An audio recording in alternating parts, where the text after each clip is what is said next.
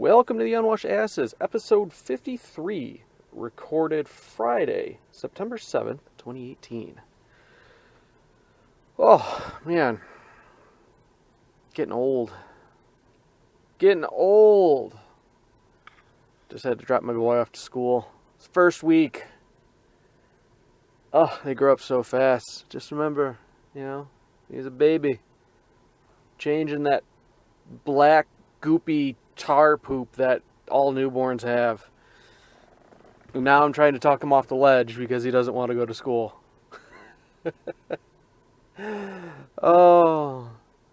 So that means digital recorder time, sitting in my car outside a strip mall under construction while I get weird looks from old fucks walking around. Yeah, I see you. Yeah, keep walking.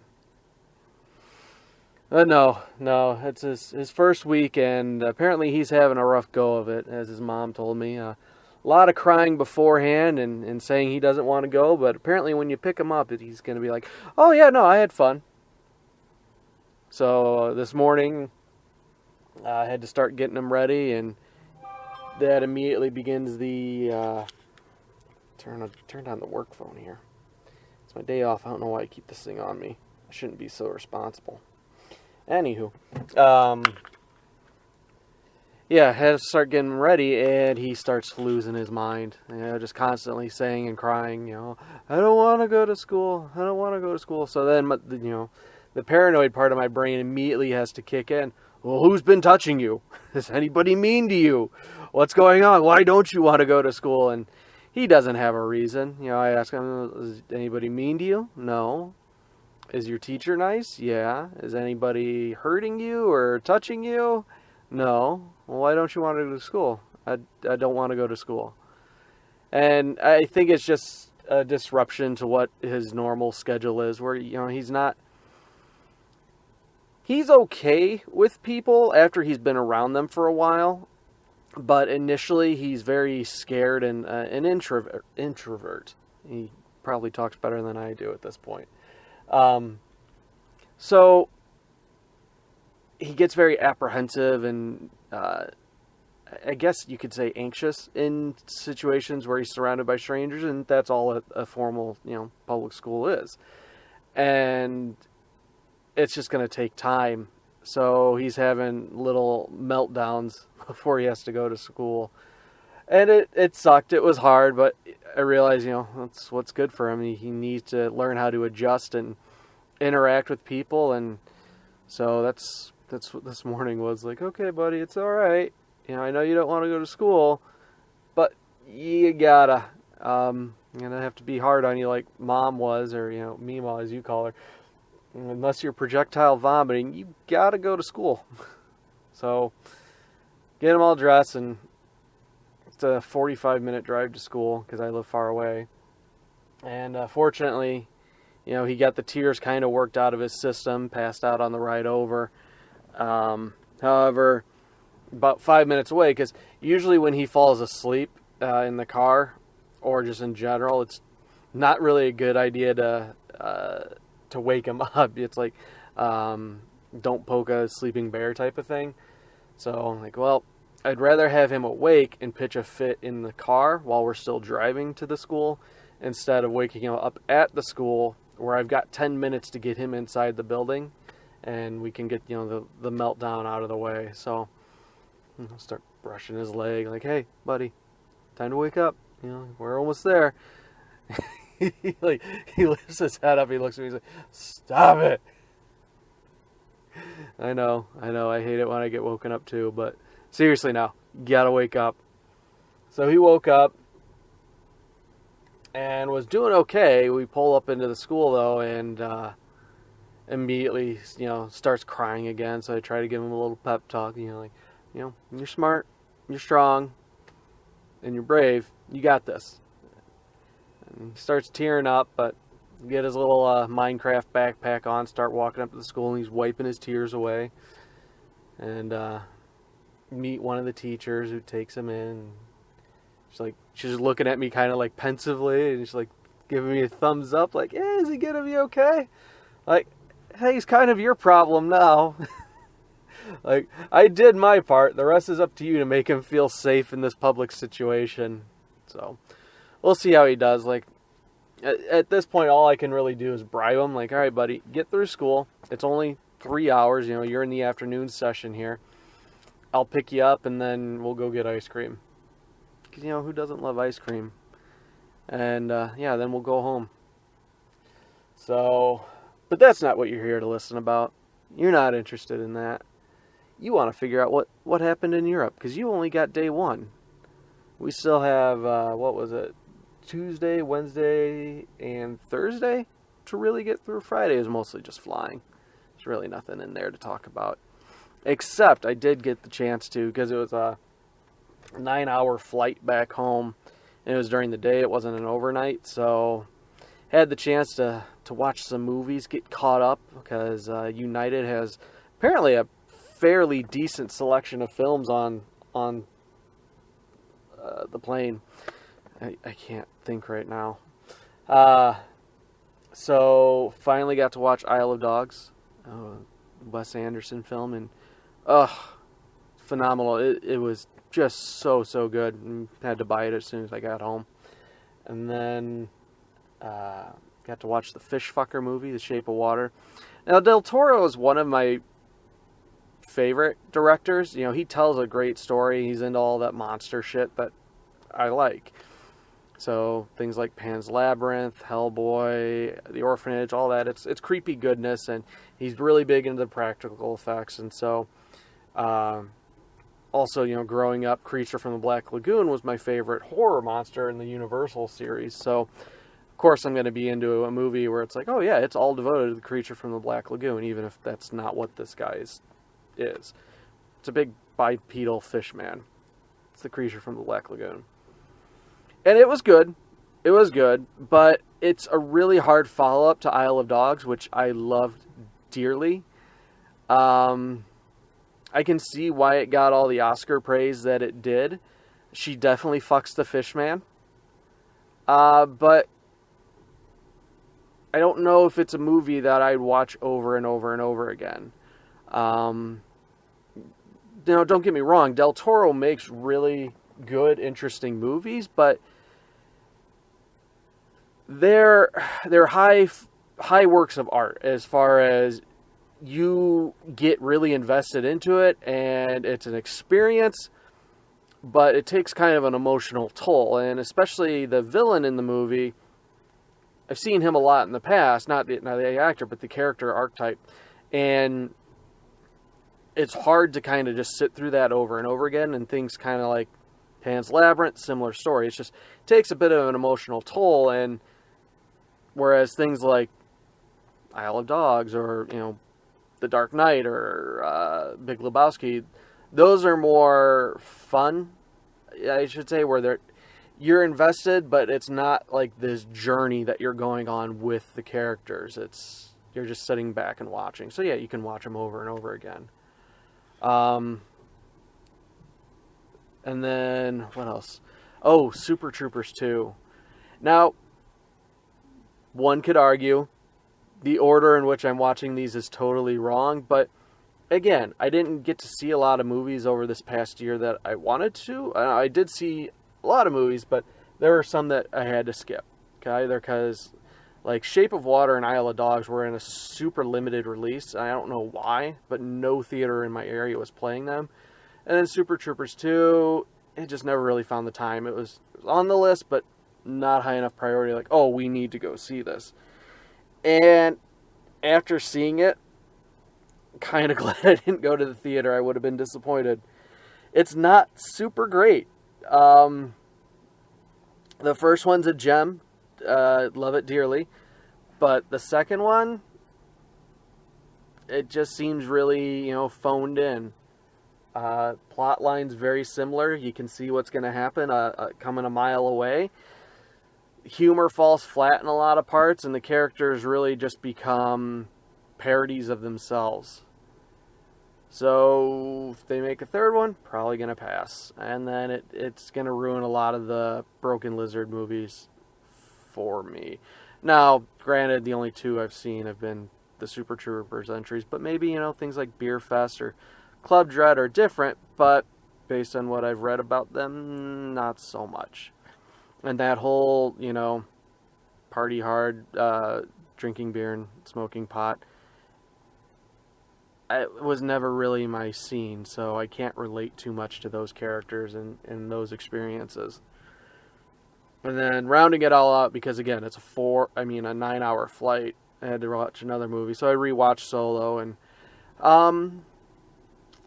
my original feelings on it hold up. Several months later, where it's probably one of my favorite Star Wars movies. I liked it a lot more than I thought I would. Mostly because it gets away from the traditional Star Wars saga of like, oh, here's this resistance and here's the Empire and oh, there's Jedi and lightsabers. Like, if you've listened to the show before, you know already that I'm sick of Jedi. I want to get more like down to earth stories in the Star Wars movies, like we had in the books themselves, where it doesn't have to have a Jedi. I want to see like a Star Wars Western. This was more like a heist movie, and it was great. I loved the characters, except for Daenerys Targaryen. She was more tolerable the second go around. But again, when they had to when the movie felt it needed Darth Maul for fan service, and have him unnecessarily fire up his lightsaber, it still held like, oh yeah, we didn't need to see him. They could have easily cut that scene out, hammered the point home that Daenerys' character is really just selfish and was using Han, and she's going to go head up a criminal syndicate now. No need to bring in a Sith Lord. No need for, any of that Jedi nonsense.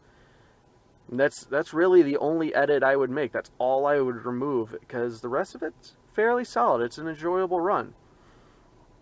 I dig Lando's take on the Falcon, where it's super clean and even has that little escape pod on the front.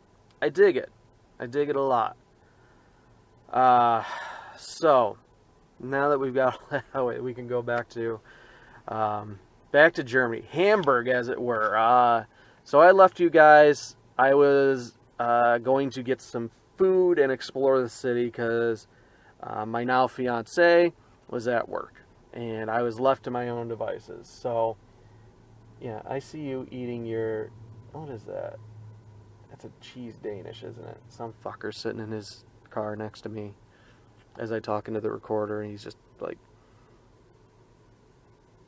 it's just disgusting watching people eat. Maybe it's just old people. I don't know.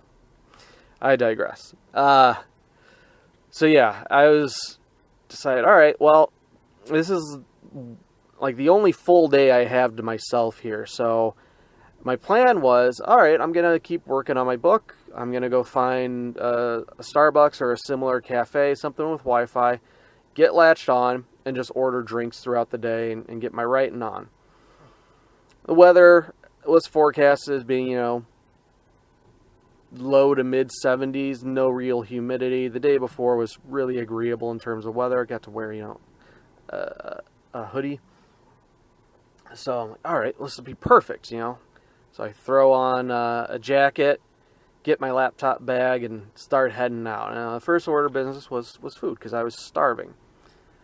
Now, herein begins my problem with Hamburg. Now, Hamburg's a gorgeous city. It's lovely to look at. It's lovely to walk around. But because it is an old city, designed before we had cars or a grid system for streets, where you have horizontal, vertical, and they're super easy to navigate, there's a lot of weird shaped streets and blocks. It's a bitch to navigate. I got turned around several times while I was there. I tried to keep my walking confined to a certain area, especially with Rachel. However, we still had a bitch of a time finding our hotel, because it'd be a thing of like, all right, well, we walked out of the hotel, we took a left and got to this destination. Now, if I take a right out of the hotel and just stay on this block and follow it around, I should find the same street. No such luck. So I figured out I'll just walk around a little bit. I'll find some breakfast. Now, breakfast at this point is close to 11 o'clock. So I'm like, all right, well, we might just have to settle for lunch. Find a Starbucks, not a Starbucks, a Subway. Now, there's this little square with a fountain, I'm sorry, not a fountain, a statue, and there's several hotels around it, a little shopping district, and then Subway. Like, all right, major city, fairly big, chain restaurant. I'm familiar with it. I can place my order. I shouldn't get into too much trouble just in case anybody doesn't speak English. Herein comes problem number 2 with Hamburg. Now, I don't know if this applies to all of Germany, but in Hamburg, it's pretty much assumed that you just speak German. The only time that I wasn't greeted in German, was in the hotel itself. So, walk into Subway, and I'm like, okay, I know how to order what I want in German. This is the part where I'm not really prepared. My German is very rudimentary in that, oh yeah, I can read it, and in my head I can speak it, but it's very, very slow. And when it comes to conversing with somebody, I'm awful. Like, my brain just does not process it quickly enough. I still have to translate it manually in my head. I can't just hear it and automatically know what they're saying. And so, place my order and immediately get caught off guard with follow-up questions. Like, I don't know why I forgot this was a thing, but anytime you go to really anywhere and want something from someone, be it a restaurant. A restaurant's a great example, though. Like, okay, I want this. All right, would you also like this with it? How would you like the thing that you wanted? And in my head, I'm like, I told you exactly what I wanted. Please just do this. However, they're like, okay, well, you want a drink or you want a meal with it. And again, my German's very rudimentary. So I'm completely caught off guard. And it's like, shit. They asked you something, just repeat what you said. And they look at you like you're an idiot. And at that point, I have to explain to them, sorry, my German's not that great. And more instances than not, somebody jumps in and is like, oh, English? Like, yeah. And their English is much better than my German. And between the two of us, mostly them, are able to get through the ordering process. And this happened time and time again. Now, Rachel swears that you can get by with the basics, like, hello, goodbye, please, thank you. And you could. But, now again, I've been learning German out of spite for a couple of years now. Like, I should be able to place an order. And, for the most part, I was. However, follow-up questions would always just fuck me up. And my piece of shit brain would just shut down. The other instance is, like, whenever, saying goodbye. Like, I know 5 fucking ways to say goodbye in German. But I would always say, please or you're welcome, which it's the same word depending on context. And so whenever they'd say, like, oh yeah, bye, like, please? Like, asshole, just say the informal goodbye. That's all you have to do. That's all they do. Fuck, they even say ciao. Fucking just pick one and you're good to go. But no, my scumbag brain would just flip its shit and I would sound like an idiot. So, get the Subway. Now, Coke, or Coca-Cola, that's the other thing. It's not pop, it's not soda, it's cola. Anywho, Coke had run, not a promotion, but they had expanded a line of carbonated fruit juices throughout Europe and Australia. I forget what the fuck it was called. I had to look it up on Wikipedia. Like, what the fuck am I drinking? Because I saw on the machine, the drink dispenser, like, oh, apple juice? I could go for some apple juice. It wasn't fucking apple juice. It was carbonated apple juice, and it was fucking disgusting. Apparently that's super big over there. They carbonate everything, even water. Like, if you try to order just straight up water, odds are you're going to get like sparkling water. You have to say still or flat. So that was disgusting. That was horrendous. I gulp it down, and I'm like, all right, well, it's hard to fuck up Coke, so I go get a Coke, and a bee proceeds to land in my drink, because over there air conditioning is not a super big thing. Like, we found this out when booking the hotel for Amsterdam. Granted, 99% of the buildings are probably ancient as fuck, so they're not really set up for central air or even, window units. Just complicate things, I guess. So a lot of places just leave their doors and windows open, and Subway was no exception. The Subway I was eating, it was probably older than the United States. And so they had their doors wide open, and the bees were just drawn to this place. And so I go to take a drink, and I see a bee floating in my Coke. Like, awesome. So I finished my sandwich. I drink my bee-filled Coke, and I proceed to wander. And at this point, the idea is, all right, I would like to, sit and get cracking on this, but again, I'm in a foreign country, in a new place. I better take in some sights. So I just turn on the mode of pick a direction and keep walking until you decide it's, you come to an intersection. It's like, all right, well, let's change direction. And so I do that for a little while. Start really not necessarily getting outside the city, but getting outside that district that I was in. We had gone to the harbor the night before, so I got a good idea for what that was. I'm like, all right, let's go see what else the city has to offer. And for the most part, it's all the same. It's gorgeous architecture, but it's a lot of shops, a lot of people. This is what killed me, though, was unironically, people just ride bikes everywhere. You'll have folks in full three-piece suits just going to work on their bike.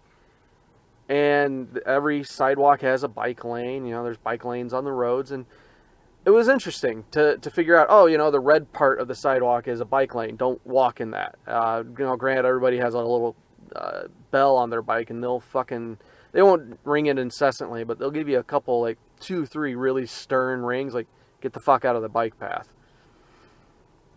But wandering around, I was able to find a park which was run by the local university. Found some local art and sculptures, and really just kind of wandered around there. Took a lot of pictures. Now at this point, it's getting warmer in the day. I'm like, fuck, it was supposed to not necessarily be overcast, but the sun wasn't supposed to be out as much as it was. Now, if I had it my way, the sun would just fuck off, and we would have permanently overcast skies. Nice, mild, like low 60s, no humidity. Like, if we could do a perpetual autumn, I'd be happy. That's my ideal. But no, the sun has to be a fuckhead and rear its head up. So I say we, getting a little hot. At this point, the bag's starting to get heavy. My laptop bag now, it's only, a few pounds. It's less than 10. But I've been walking around for a while with it. And I'm like, at this point, I don't think I'm getting any writing done. I'm just in exploration mode. So I'm getting angry at myself, like, why did you bring your jacket? Why did you bring this laptop bag? You dumb fuck. You're supposed to just be a tourist. You walk around and you take pictures. You think you're going to write things that you're never going to do. The fuck's wrong with you? So, calm down. Take my coat off, sling it through the laptop bag, and just keep on trucking, keep on walking. And it's at this point, where I'm starting to find, I don't know what the fuck the buildings are, but they're bigger buildings, and the architecture's gorgeous on them, and it's hours and hours of walking and looking and taking in the sights, because that is one thing that we don't really have here. You'll get closer to it when you get into a city like Chicago, but even then, the things are just mass manufactured. There's no real detail in them. There's no artistry. There's no personality in our buildings. And over there, they still have statues of these Greek gods and goddesses holding up pillars, or they have personified entities of the city on their city hall looking over at you, and it's breathtaking to look at. And I'm sure to them it's like, oh yeah, whatever.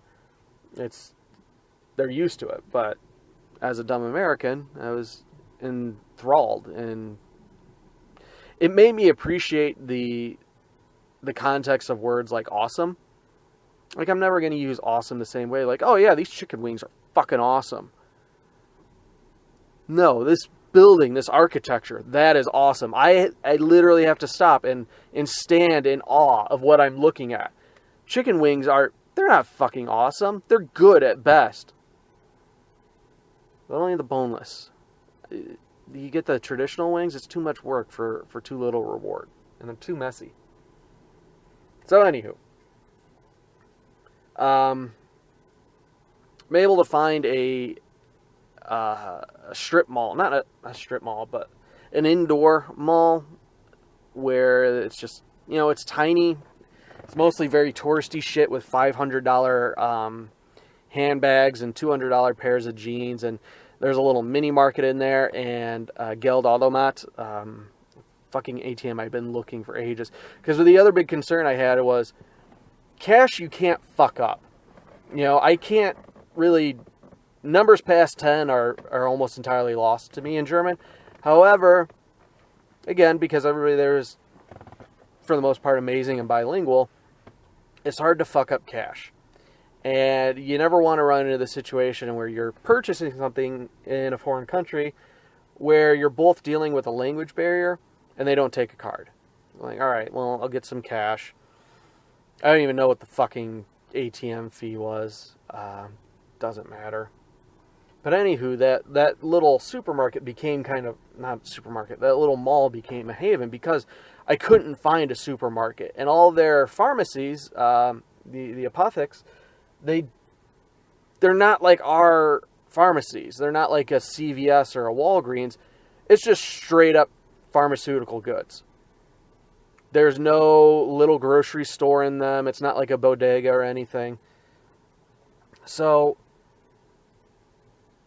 when it comes to Hamburg, we needed to be stocked up on kind of essentials. We had packed little snacks and whatnot to munch on in the hotel, but water was the other big thing. Like, oh yeah, it's weird drinking from the fucking faucet in the bathroom, and I'm not going to pay the exorbitant hotel rates for their bottled water. So I needed to find a place where, oh yeah, I can buy like a gallon of water to last us the couple days that we're here. This old man keeps looking at me like, what the fuck are you doing sitting in your car? So there was this little, kind of like a deli in a grocery store where they were serving up fresh sandwiches. They had bottles of water and juice and whatnot there. So I get 2 big bottles of still mineral water. And that's the other thing is like 75% of the bottled water there, it's going to be carbonated. So you really have to pay attention to the label and make sure it's still. Unless you like carbonated water, then by all means you're going to fit over there. But, ugh, tastes awful. So it's at this point, she's getting off work and I need to get back to the hotel so that way we can go out. And so I get there. I'm like, oh, I found this, I found that, and here's some water. All right. So no, I didn't go back to the hotel right away. I had picked up. No, I didn't. I did the water like dead last, and then went to the hotel. No, so I made it back to that square where I had found the subway. I wandered back there, stopped at a little store, grabbed myself a new beanie, It's always hard for me to find a beanie because usually they're meant for winter around here, where they're thick, they're made out of wool. But I want something lighter, airier, and this one I dig it, and it was only like €5, so pretty damn good. Anywho, so I go to the Starbucks. Now, Starbucks is my mecca. I don't like coffee, but I dig what Starbucks serves up if it's a vanilla frappuccino or hot chocolate as we get closer to, cooler weather. I love their hot chocolate. Now, don't get me wrong. McDonald's surprisingly makes a really badass hot chocolate, but it's sweeter, whereas Starbucks is a little more bitter. Anywho, like, all right, well, I'm going to hit up my dream here where I'm going to sit in a cafe in a foreign country and work on my book. Except, Starbucks there isn't really designed for you to sit inside. They have kind of like a bar set up, and there's like 3 seats. Now, there's a lot of outdoor seating, so at this point, I'm like, all right, I guess I'll just get my drink. Now, like Subway, I know how to place my order in German, but my piece of shit brain isn't prepared for follow-up questions, so it's like, ein groß heiße Schokolade, bitte. And she hits me with the follow-up of, oh, no, I didn't even say gross. I said, 1 hot chocolate, please, and gross being big, I left that out. So when she follows up with, what size do you want, my brain doesn't translate it. And so, like, fuck, repeat the order. And she's like, she picks up her hands, and she's like, resizing her hands, and like, oh, size, sorry, gross, big, gross. And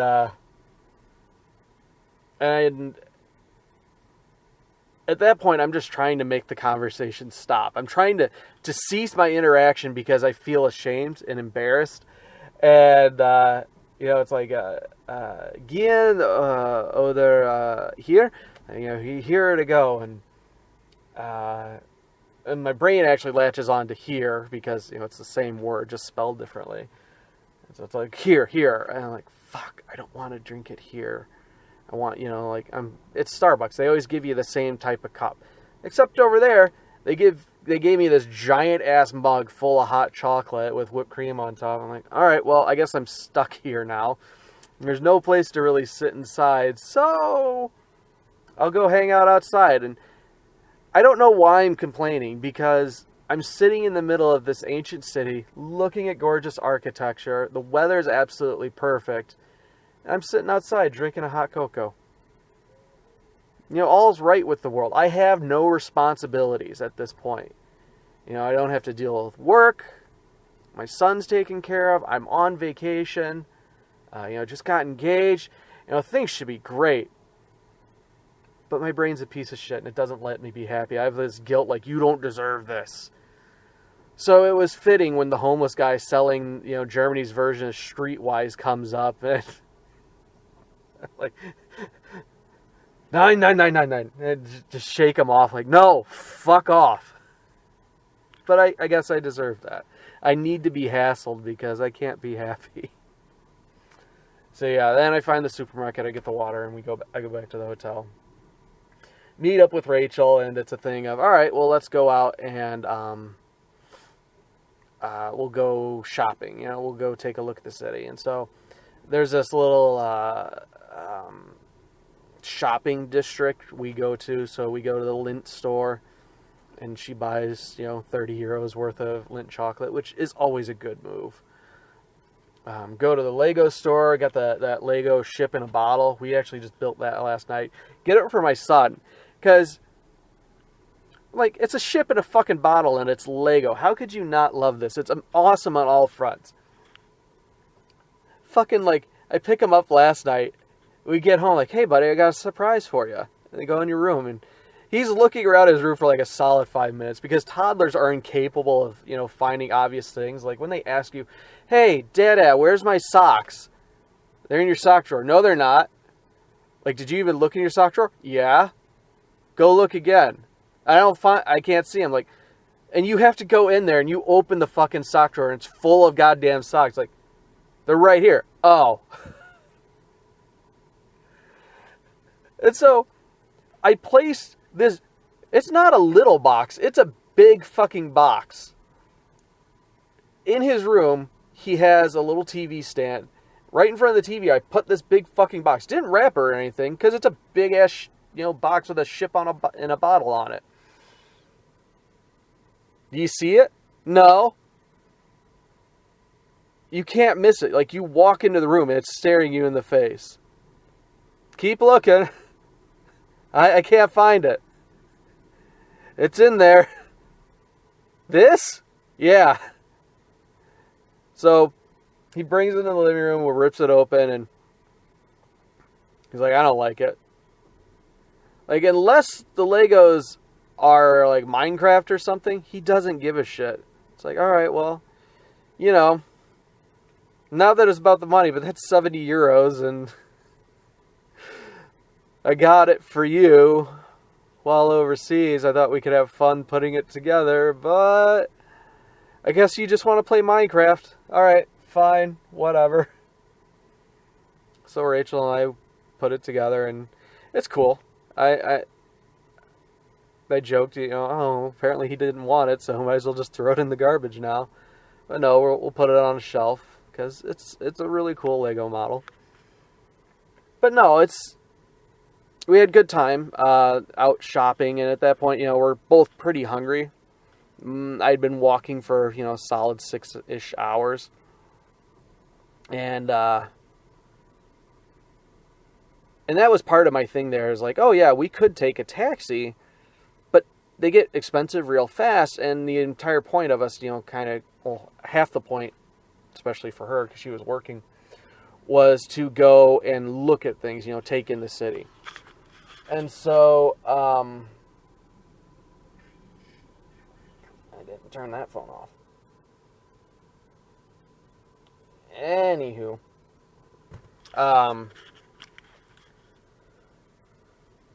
so no, we're walking everywhere, and it's like a 20-30 minute walk in, one direction, but it's good, because we're taking in the city. And so we end up finding the train station where we're going to be leaving for Amsterdam the next day. So we're in the train station. They've got a lot of souvenir shops, so we pick up a few things, and then we go and find inside the train station, because like any other major travel hub, there's a lot of food shops, and we get I guess it'd be just schnitzel. It's like a big brat. It's fucking gigantic. It's like a foot long, and then a side of fries. They're super friendly, and it was a really cool setup in this restaurant where it's very open. There's not a door. You just walk in, and then they have stand-up tables everywhere. No chairs, so you just get your food, and then you go stand at this table, eat, and then, they come and bus everything. But it was really, really good, and at this point, when we get the fries, or as they call them, chips, because apparently the British have taken over everything over there, English related. Like, okay, well, what do you want with it? And so we do the, I just want ketchup. And coming with the ketchup is a big old heaping thing of mayo. Because apparently mayo on your fries it's what they do over there. Now I'll be honest. Because some of my fries inadvertently touched the mayo, I'm like, alright, fuck it. I'm not going to dip them, but I'll try it. Not as awful as I thought it would be. I know it's blasphemous. It's kind of like fuckers who put ranch on everything. You guys are disgusting. You deserve to die and burn in hell. And I guess I'll be right there with you, because I ate my fries with mayo on them. And I didn't retch. So, yeah, I got that going for me now. What time are we at? 39 minutes here. Oof. Man, we haven't even made it through day 2. Well, we have for the most part. So at that point, we decided, all right, tired. Let's go back to the hotel. Time change is still fucking with us pretty bad.